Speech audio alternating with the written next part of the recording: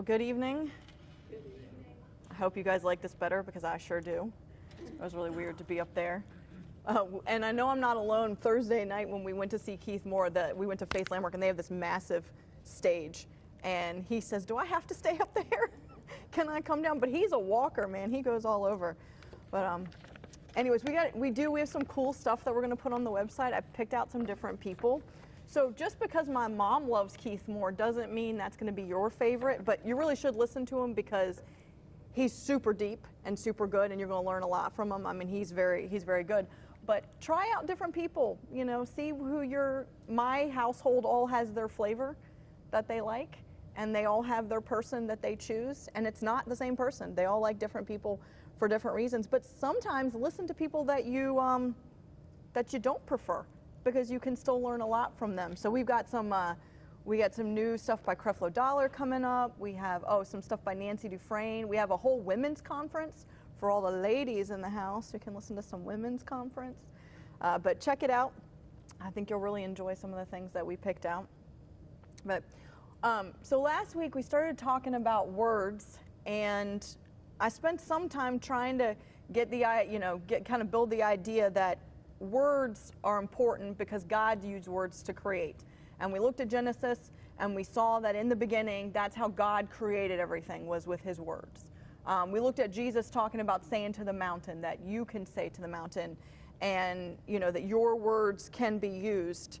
And in praying about it this week, kind of seeing where I was going next, I don't know that I adequately hit on the fact that why your words really matter, why it really matters what you say. So that's what I believe I'm going to talk about. I think in the next couple of weeks I'm going to talk about where do you get your words from, and then what do you do with them once you have them. And I think that's what I'm going to talk about. But go with me to Proverbs 18, and I referenced this last week, Proverbs 18:21. But before I go, I have a couple quotes that I found that I was going to read to you guys that I thought were really good. This first quote says, half the world is composed of people who have something to say and can't, and the other half who have nothing to say and keep on saying it. That was Robert Frost, in case you wanted to look that one up. I thought that was really good. And then this one is by a man named John Ortberg. He wrote a bunch of Christian books, I think. I don't know if he's a pastor or not. He said, human conversation is largely an endless attempt to convince others that we are more assertive or clever or generous or successful than they might think we were if we did not so carefully educate them. So just thought they were really great quotes on words. I was just kind of searching, what it is about words, and I really love that, because I love that we so carefully educate people about how much we know and what we know. And words are important. Words matter. Proverbs chapter 18, verse 21, and we read this last week. It says, death and life are in the power of the tongue, and those who love it will eat its fruit. And I spent some time talking about it, but I wanted to say a little more today. Your life is the product of the words that you've said. Whether you've spoken death into your own life or whether you've spoken life into your own life. And I wanted to read you out a couple different translations because I thought it gave a little bit more kind of meaning behind it. Not meaning, but just kind of better explanation of some of the things. In the Amplified Bible, it says, death and life are in the power of the tongue, and those who love it and indulge it will eat its fruit and bear the consequences of your words. Has anybody ever had to bear the consequences of your own words before? The Contemporary English Version says, words can bring death or life. Talk too much, and you will eat everything you say. I liked that. Good News Translation says, what you say can preserve life or destroy it, so you must accept the consequences of your own words. And we know that in our own lives, just in the natural. You ever been with your, you see things with kids so clearly, but you see your kid getting angry and getting ready to do something, and you're like, just don't talk right now, just don't say it. And they just start, and then they find themselves in trouble. Maybe they weren't going to be in trouble, but then they open their mouth and start, yapping, and before you know it, you're like, oh, now we got a real big issue. And have you ever been there too? You've been in a relationship or marriage or friendship, and you're just like, I just got to say it. I just have to say something. And you say it, and before you know it, you find yourself in a heap of trouble because you've used your words when you shouldn't. I have a particular person in my house that I say to all the time, and we're going to read the scripture in a little while. The Bible says, in a multitude of words, sin is not lacking. So if you are talking all the time, there's going to be some sin in there. And that is a very You know, that's a very sobering thought. We need to be sometimes just quiet, just sitting and thinking.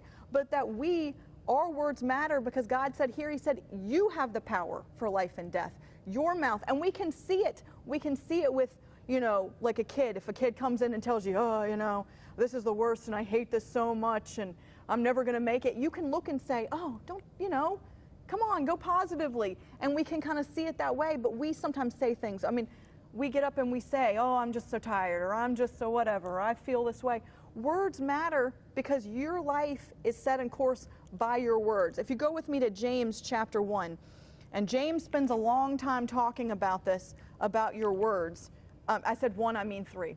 Go to James chapter 3. I do have a scripture I'll read in 1, but maybe later. James chapter 3, verse 1. He said, my brethren, let not many of you become teachers, knowing that we shall receive a stricter judgment. For we all stumble in many things. If anyone does not stumble in word, he is a perfect man. All right, let's just pause right here. There has only been one man who is perfect. Anyone tell me who that person is? Jesus. So basically right now he says everybody is going to stumble in their words. One thing we know. And if you are a perfect man, you're also able to bridle the whole body. Go on to the next verse. Indeed, we put bits in horses' mouths that they may obey us, and we turn their whole body. And I was going to read you something that I learned about horses. I did not know this about horses till this week. Interesting fact about horses is that they can't do anything without their heads. Okay, I've never dealt with horses. If you guys know, you can check me on this. Say a horse that is lying down has to throw its head up to get up. So you can keep a horse on the ground by holding its head down. Also, a horse can't get down on its own without putting its head down. Therefore, you can keep a horse from lying down by keeping its head up. A horse won't run one direction with its head in another direction. So if a horse tries to run away without you, just turn its head back, and it will go in circles and stop. A horse can't rear up without throwing its head up. That means a tie down will keep a horse from rearing up on you. So a bridle in the horse's mouth can make it do just about anything. Likewise, the degree we can control the words of our mouth changes how we can control our whole body. He's making this comparison, and he's saying if you can put, like we put a bridle in the horse, and I didn't realize how important the bridle was. I just thought it was just to kind of, you know, make them go left or right. I've never really ridden horses. But the fact that everything has to do with them being able to put with their head. Everything in your life is centered around this right here. Centered around your mouth, centered around your tongue. Keep going down to verse 4. Look also at ships. Although they are so large and driven by fierce winds, they are turned by a very small rudder wherever the pilot desires. And I think, did I say it last week? It's like, imagine in your car, it's your steering wheel. I mean, can you think about like massive cars, and that steering wheel just sets the course for where you're going.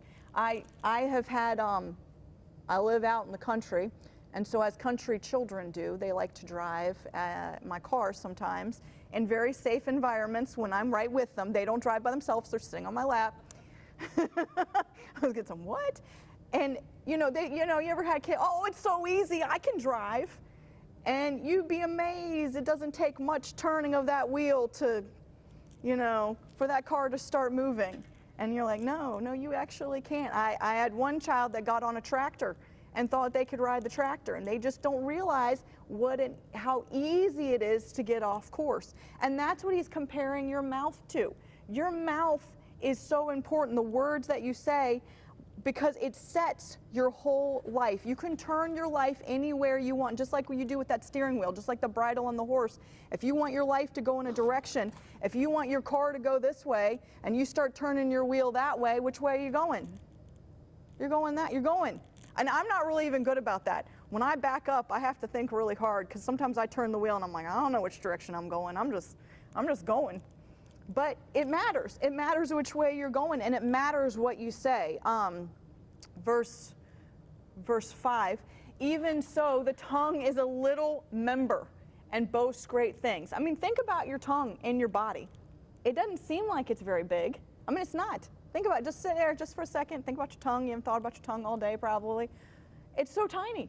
But it says it boasts great things. See how great a forest a little fire kindles. And just like, you know, we went camping this weekend with our girls troop, and the girls had to start a fire and maintain a fire as part of their activities. And this just little tiny match, you know, I was watching some of them flick that match and throw those things, and I'm thinking, woo! We had a fire circle. They were in the fire circle, but just this little tiny match by the end of the evening had this blazing fire. And just like that, one word that you can say can start a whole fire, can change a relationship, can change and we're going to look at good and bad. It can change things good or bad, but it can start a whole fire. Keep going down to the next verse. And the tongue is a fire, a world of iniquity. The tongue is so set among our members that it defiles the whole body and sets on fire the course of nature and is set on fire by hell.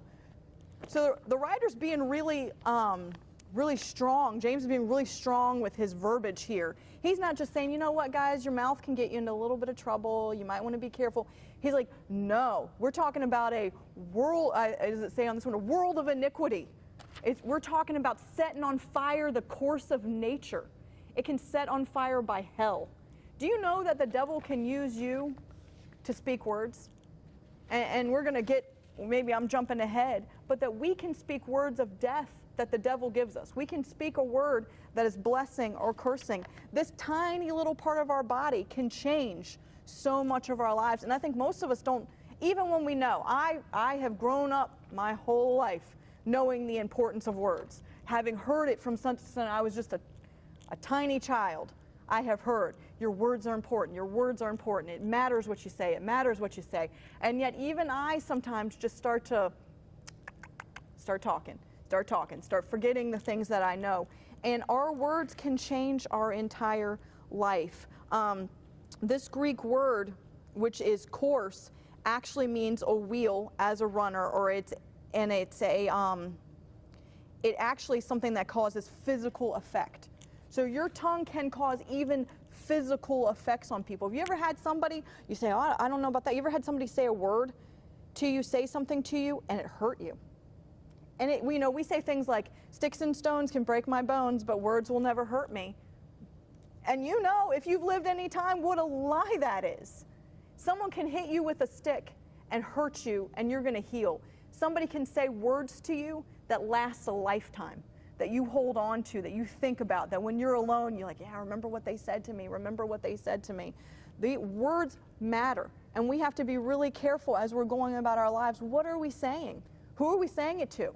You know, what words are we saying to people, because they can change things. Keep going on to the next verse. For every kind of creature and bird, beast and bird and reptile and creature of the sea is tamed and has been tamed by mankind. But no man can tame the tongue. It is an unruly evil full of deadly poison. With it we bless God our God and Father, and with it we curse men who have been made in the similitude of God. Out of the same mouth proceeds blessing and cursing. My brethren, these things ought not to be so. And we've spent weeks talking about love and how it's not enough to just say, God, I love you, but I don't like people. And I think that's something we say. I think we say that. I hear that a lot. Well, if it wasn't for people, everything would be good.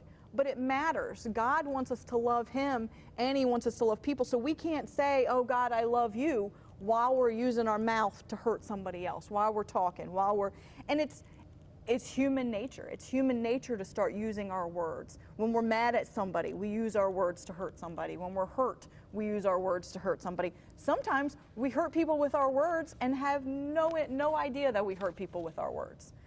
But I think the reason is a lot of times we just say things, and we just throw them out there and see if they stick.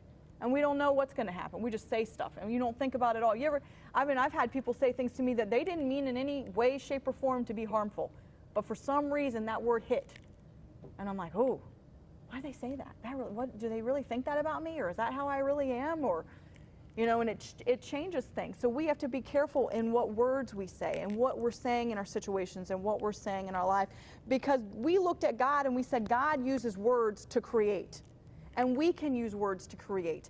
And we can use words to destroy. just the same way. God could use words to destroy, but he doesn't. He uses words to create and to bless. But he said back in Proverbs, he said, you have two choices. You can choose life with your words, or you can choose death. You have the option. And we are born in a world of sin and death. And our natural human inclination is to choose death. That's just what we do. If you are not purposefully choosing life, even if you love the Lord, even if you go to church, even if you're doing all the things you're supposed to be doing, if you're not choosing life words every day, your words are going to go towards death. You're going to talk the way everybody, one of the things that you see as you start to get, you see it as you start. I remember when I was younger and people were getting older and you hear, oh, when you get older, just wait. That's what's going to happen.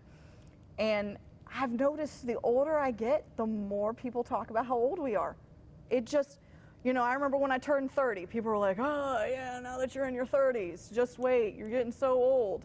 And then when I turned 40, it's, oh, now you're in your 40s. I had somebody last night tell me he was in his 50s. He's like, now my body's really falling apart because I'm in my 50s.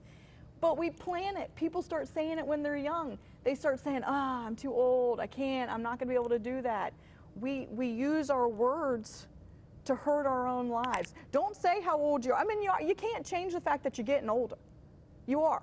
This is the oldest you've ever been, and you're going to keep on going. And bless the Lord that you're getting older. But you don't have to fall apart. The Bible says that your youth can be renewed like the eagle. There's some things, your body's going to die. Nothing you can do. But you don't have to spend it. Moses was 120, and it said his eyesight was not dim and his strength was not abated. So you can have that in your life. You don't have to accept old. Because you know what happens when you start to talk old? You start to feel old. You do. You start to think, I said the other day, I was like, I went camping. And I said, oh, I don't like to sleep on the ground. I'm too old. Okay, guys, I didn't like to sleep on the ground when I was 18. I remember camping at 18 years old, and I went with some friends, and we went to, I think, Crabtree Falls, and we slept outside on the tents. And when I woke up in the morning, I was like, man, I slept on rocks or something. I was 18. And I look back and be like, oh, when I was 18, it didn't, no big deal. I don't want to sleep on the ground, ever. I don't know why people want to sleep on the ground. Why, when you have a nice bed, would you want to sleep on the ground? It's just a mystery. But there's that talk that creeps in. Oh, I'm so old. I don't want to do that anymore. I just want to camp on the camp because I don't like camping. No, that's not true. I love everything until the sleeping. I love being outside. I love the fire. I love the, all the fun activities. We had some fun activities. We had some silly girls doing all kinds of crazy stuff. We had a great time. But then when they say it's time to go to bed, I'm like, the bed. Yes, glamping. That's where it's at. Or they had RVs. Some people must be like professional RVers. There were people with decorations up and like flags. And I'm like, wait, what do these guys just go to a state park every week? But be careful as you start to hear that stuff creep in. As you guys get older, don't let people say, oh, you're getting old. You're like 30 now. You can't do anything. Because you think, oh, I'll never be that way. But it comes. You hear it so much. You start to, oh, I'm old. I can't do that. I'll be honest. I am older. I can. There's some things I choose not to do now because I'm older, because there's younger people to do it. Not because I can't, but I'm older now. So I'll be like, all right, y'all, you young people, you just come and do this for me because, I'm here. But it's not because I'm too old. I'm not too old. I'm going to fight. I'm going to fight that. I'm going to stay young, and I'm going to be healthy, and I'm going to be good for a long time. But it's little things like that start to creep in that you'll hear.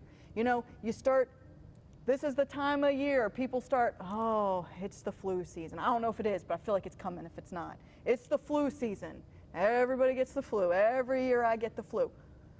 Years ago, we had a guy who came to church here who was a chemist, and he worked for a company whose name has just gone out of my brain.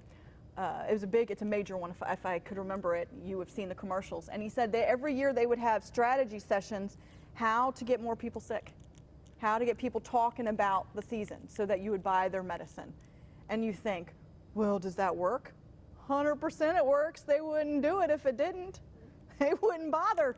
If they couldn't get you talking about something and getting you to buy, they understood that if they could talk, if they could show you a commercial and tell you it was coming and get you thinking about it, that you were going to get sick and buy their medicine. it wasn't like they were like, this would be a fun, they had research, they knew if they could get you thinking about it. I mean, and man, that is a totally different thing about your thoughts, and we're going to talk about that next week, I think, where your thoughts go. But they knew if they could get you talking about being sick, you were going to be sick. If they could get you looking for it. And I know, man, in the mom world, man, that's just what starts to happen. You start having kids and so, here it comes. Everybody's getting sick. They're sick, I'm sick, we're all going to be sick by the end of the week. And it's just this, people come to school, people come and everyone starts doing this, stay away from me. If you're breathing near me, you got the, don't talk that way.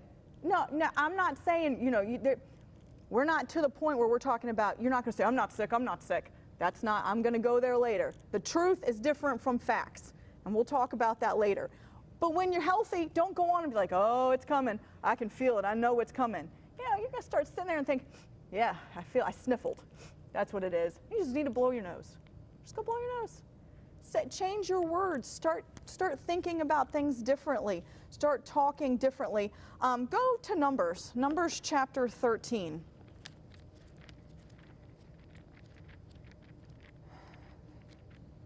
God had taken out Israel out of Egypt, and he had taken them to the promised land. This might be a very familiar story, but every time I read this, I'm freshly reminded why God puts stories in the Bible. God puts things in the Bible not just because he's like, I got a word count. He was not Charles Dickens. He did not get paid by the word.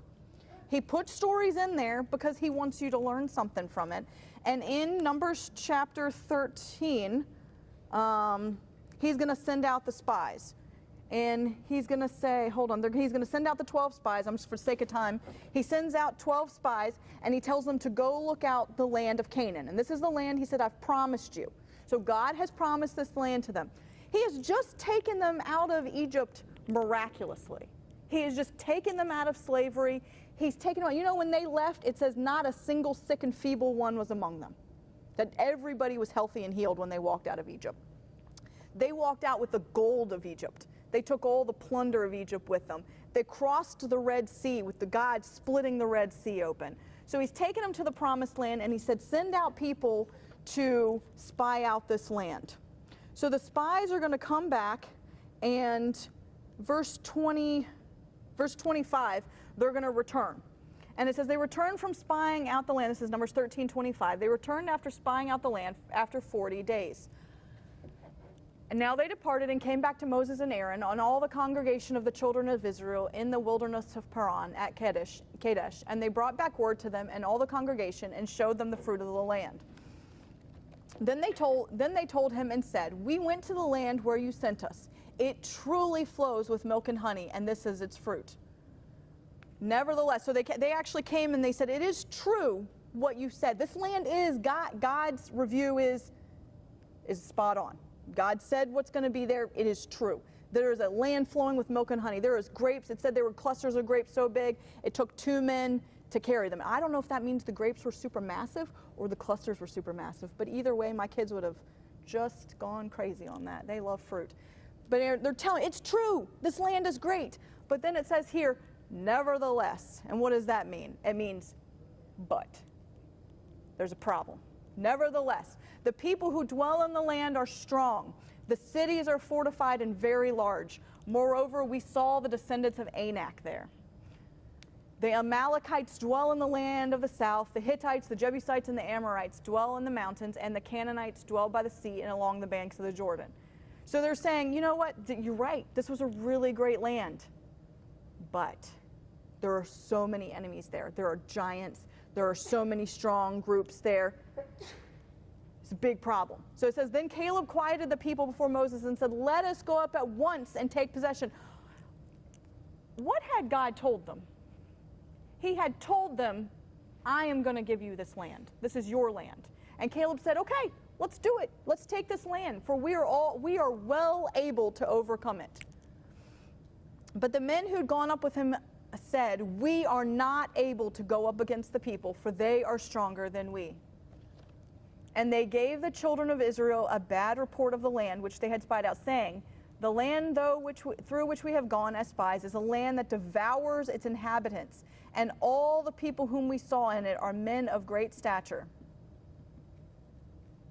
There we saw the giants, the descendants of Anak, come from giants, and we were like grasshoppers in our own sight, and so we were in their sight. So you hear the story growing. There was some giants. There were lots of people. Now they're going to say, the land devours its inhabitants. And they said, we were like grasshoppers in our own sight, and not only were we grasshoppers in our own sight, we were grasshoppers in their sight. Do you guys think they went and polled the people? Hey, how big do we look like to you? Do we look like a grasshopper? If you were going to say how big I was, would I be like a grasshopper or like a bear? What would you say? They're guessing. They're guessing what these people think. And then they're going to, hold on, let me go, because for sake of time, what verse is 33 here? Chapter 14 is the next chapter. Chapter 14, so all the congregation lifted up their voices and cried, and the people wept that night. So they are so upset. It says they are crying, and they're lifting up their voices, and they're upset. And then they're going to start doing what? They're going to start complaining against Moses and Aaron and the whole congregation. And this is my favorite. They say, if we had only died in the land of Egypt, or if we had only died in the wilderness. Okay, like nothing's even happened yet. They haven't even gone in. There's no battles, and they're saying, man, it'd been better to not even look at these giants. Would have been better to die in Egypt. You hear how quickly things can escalate, and have you ever been there? You start talking about something with somebody, and you start talking about how bad it is, and before you know it, you're like, well, we might as well just give up and quit. There's just nothing worth having. They've escalated, and they've talked, and they've whined, and they've complained, until the point they were like, we'd have been better off to just die. It would have just been better than we'd be grasshoppers in their sight. And then they say, let's go back to Egypt.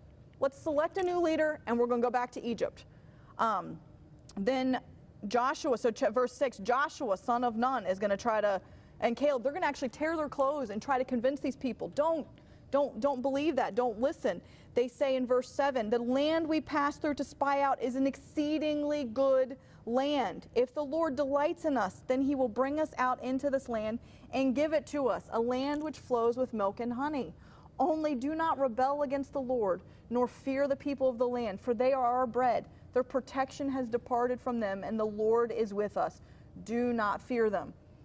And so what did the congregation do? They said, you know what, guys, you're right. God has been so faithful. He has been so good to us. Or they picked up stones and tried to stone them. I don't know. What do you guys think? They picked up stones and they tried to stone them. And the Lord's going to show up. And the Lord's going to say, I'm done. I'm done with these people. I've had enough with them. He and Moses are going to have a whole conversation about this, where Moses is going to say, you can't leave these people here. But go down to verse 27. The Lord's going to speak to Moses and Aaron. Verse 27. And he says, how long shall I bear with this evil congregation who complain against me? I have heard the complaints which the children of Israel make against me. Say to them, as I live, says the Lord, just as you have spoken in my hearing, so I will do to you. What got them in that situation? You know the story. What's going to happen is he's going to say, this generation will never make it into the promised land. They're going to die in the wilderness, except Joshua and Caleb. Everyone, I believe it was 20 years old and older, perished in the wilderness. And Joshua and Caleb are the only two that are going in. But what got them to this place? He said, fine, I've had enough. As you have said, that's how it's going to be. As you've said. So right there, we look at sometimes in our lives and we say, why didn't God show up? Why didn't this happen? Why didn't that happen? Why is this going on? God says sometimes, hey, you've said. You've said. You ever send that to your kids? I have. Fine. If that's what you're going to say, then we're going to go with it. If you say you're never going to get anything and I'm not going to give you this, then fine. I'm not going to do it because that's what you've said. You've said that that's how it's going to be. And that's what God said. Just as you've said, so I'm going to do. And we know that's what's going to happen. And entire generations are going to miss out on the promised land, except Joshua and Caleb. And they're going to be 80-year-old men when they walk into that promised land and take it. So you have an option. It's just a bonus. If everybody else around you is saying we can't make it, you can be Joshua and Caleb. You can be the ones that say, no, we're going to trust God, and we're going to go in the promised land. And Caleb was 80 years old, and he took a mountain. He told Joshua, you give me that mountain. It's mine. Can you imagine? 80 years old. 80 years old, and he took a mountain. So before you say, I'm too old, you're never too old. God uses super young people, and he likes older people. Somewhere in the middle, and maybe we're just more stubborn. I don't know. God likes to use people who are willing to follow him, but your words matter. It matters what you say. It matters what your thoughts are. Because, when we hear that story, we think, well, they were just afraid. They were just scared. But they got to the point where they had talked and talked and talked and talked until they're to the point of saying we should have died, we should go back to Egypt, and now we should start killing people. They had escalated their own words so much that they missed out, that God said, fine, sure, have what you want. If this is what you really want. And we have to be careful because our words matter. They're powerful. Matthew chapter 12, and I think I read this last week. I think it's 12:35. Matthew 12:35. I believe it's 35.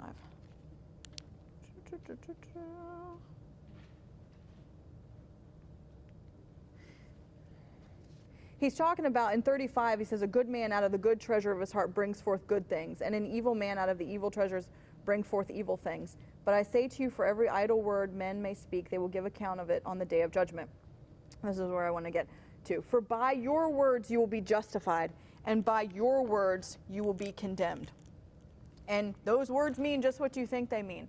The word justify means to justify, to vindicate, to acknowledge, to show as innocent, to show regard to is one of the other definitions. And condemned means to pass judgment against.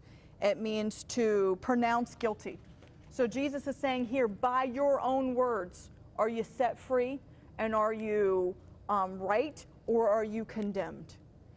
When you look at your relationship with Jesus, and you look at your own sin, and you look in your own life, if you say, I can't be forgiven, Jesus can't, I'm not righteous, I'm not whatever, you are condemning yourself. You are speaking words of condemnation. Not that God will condemn you, because he doesn't. But you are speaking that, where you're going to have trouble accepting and receiving the forgiveness of God, because your own words are saying, I don't believe it. I don't believe it. And we're going to talk about next week how to get the words to say and where not to get the words to say, because it matters what you say. But what you need to know first is maybe just stop talking. Start there. Your words matter. And if nothing else, just stop talking for a few minutes.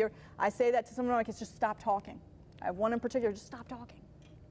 And I think God's saying that to us sometimes, just stop talking.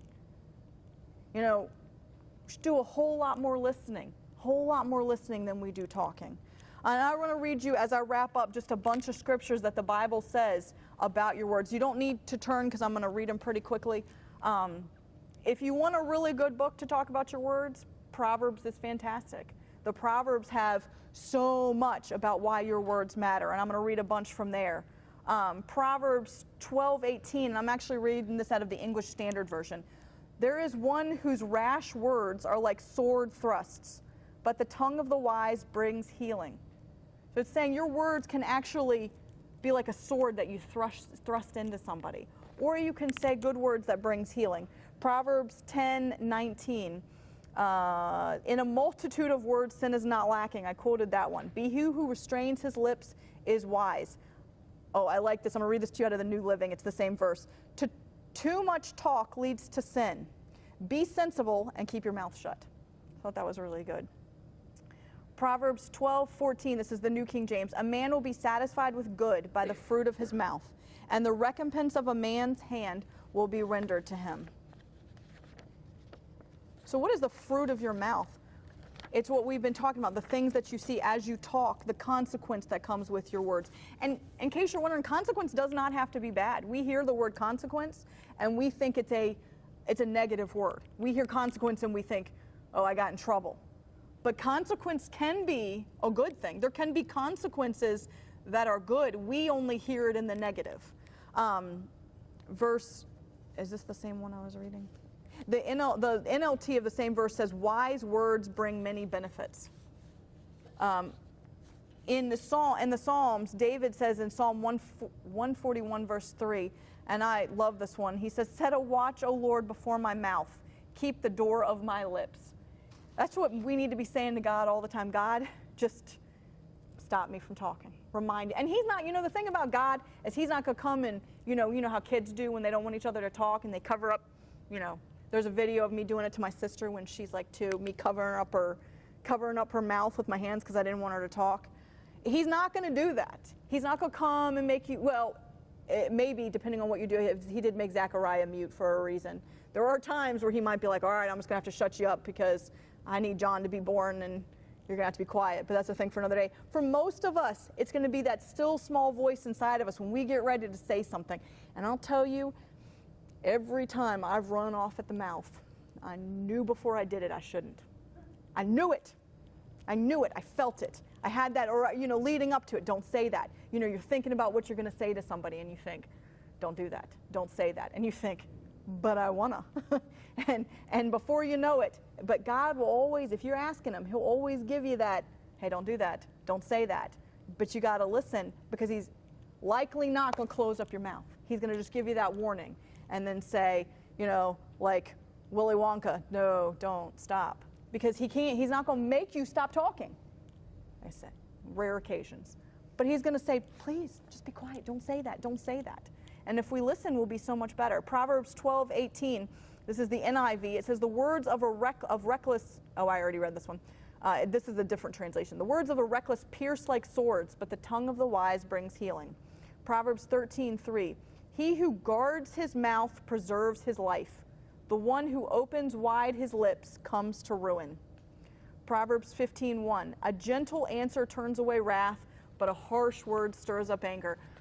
All my growing up years, my mother used this one on me. All my years. We'd be fighting, my siblings and I, and she'd be like, oh, a gentle answer turns away wrath, but a harsh word stirs up anger. And I'd be like, I don't want to hear it. But you know what I tell my kids now? A soft answer turns away wrath, but a harsh word stirs up anger. And you think, what does that mean? That means when someone comes to you and snaps something at you, if you snap back, you've started a war. You feel it. You know what I'm talking about? Somebody says something to you, and it might just be their tone. They might have just not checked their tone, and they come in and say something. What'd you do that for? And what do you say? What do you mean? What did I do that for? What's wrong with you? And let the war begin. It started. It is going at that point. But if you can stop and give a soft answer, you can't. I've thought about this for a long time because people always say you can't fight. It takes 2 people to fight. And people say, oh, actually, that's not true. Really, it does. To have a real fight, it takes 2 people. Can there still be a disagreement? Can there be contention with one person? Absolutely. But a fight, that takes 2. It takes both of you to wade on in and start. And what is it? It's talking. Little things back and forth.